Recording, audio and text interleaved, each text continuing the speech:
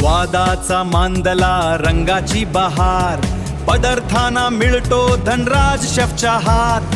पारितोषिक प्रीतीचे जादू आयसी न्यारी, धनराज शेफ रसोई जिंकते हिरवीगार. धनराज शेफ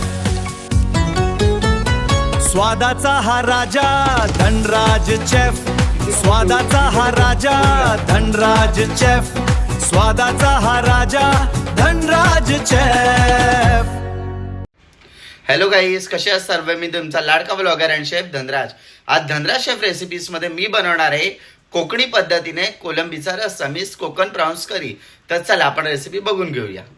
कोकणी पद्धतीने कोलंबीचा रस्सा बनवण्यासाठी मी तुम्हाला साहित्य सांगतो काय काय घेतलंय.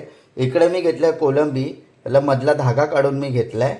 आणि त्याच्यानंतर इकडे गेलं मीठ, हळद, ओलं खोबरं, सोलं म्हणजेच कोकम, 2 हिरव्या मिरच्या. इकडे मी कैरी घेतली आहे आणि कांदा अर्धा बारीक चिरून मी घेतलेला आहे. आणि आता मी तुम्हाला कालवण्याचा वाटण्यासाठी मी काय काय साहित्य लागेल ते सांगतो. इकडे मी थोडेसे तांदूळ घेतलेत, कांदा, लसूण आणि शंकेश्वरी मिरची आणि तेल. सर्वात अगोदर मी कोलंबीमध्ये मीठ घालून घेतो,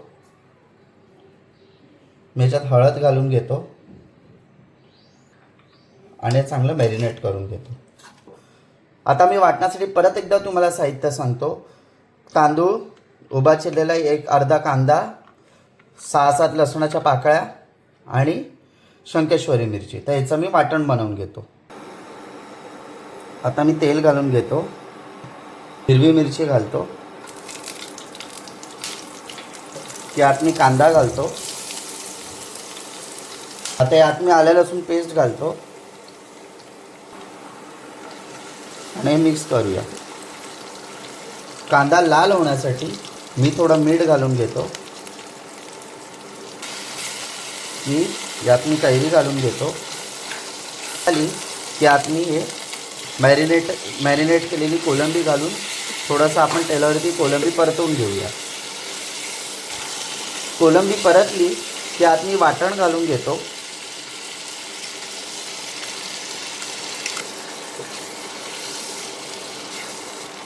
आता यात मी पाणी घालून घेतो. आता ह्याला मी उकळ येऊ देतो. आता याला छानशी उकळ आलेली आहे. आता मी यामध्ये सोलं घालून घेतो आणि याला छान उकळ आणून देतो.